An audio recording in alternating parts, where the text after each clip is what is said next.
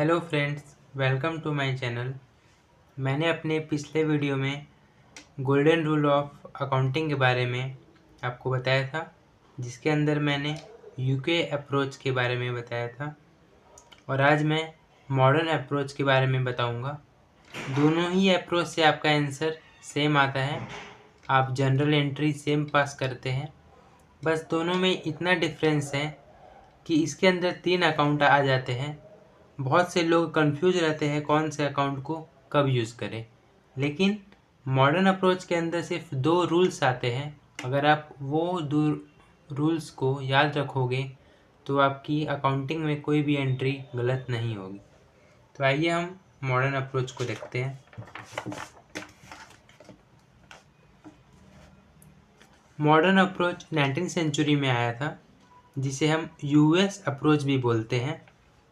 इसके अंदर 5 टाइप के अकाउंट होते हैं: assets, expense, liability, income and capital. जिसमें एसेट्स और एक्सपेंस का नेचर सेम होता है, जिसे हम डेबिट बोलते हैं, and liability, income and capital का नेचर सेम रहता है, जिसे हम क्रेडिट बोलते हैं। इसे मैंने शॉर्टकट में LIC लिखा है, आपको याद करने में आसानी होगा। इसमें सिंपल 2 रूल आते हैं। एसेट्स के लिए, अगर आपका एसेट्स या एक्सपेंस इंक्रीज हो रहा है उसे हम डेबिट करते हैं। अगर हमारा एसेट्स और एक्सपेंस डिक्रीज हो रहा है तो हम क्रेडिट करते हैं। वही अगर लायबिलिटी, इनकम और कैपिटल डिक्रीज हो रहा है तो हम डेबिट कर देंगे। अगर लायबिलिटी, इनकम और कैपिटल इंक्रीज हो रहा है उसे हम क्रेडिट कर देंगे। इसी को मैंने यहाँ एक्सप्लेन किया है चार्ट के माध्यम से। एसेट्स अगर इंक्रीज हो रहा है तो डेबिट, डिक्रीज हो रहा है तो क्रेडिट।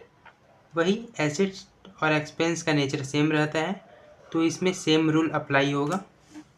ये दोनों में सेम रूल अप्लाई होगा और ये दोनों में सेम रूल अप्लाई होगा। टोटल 2 रूल है।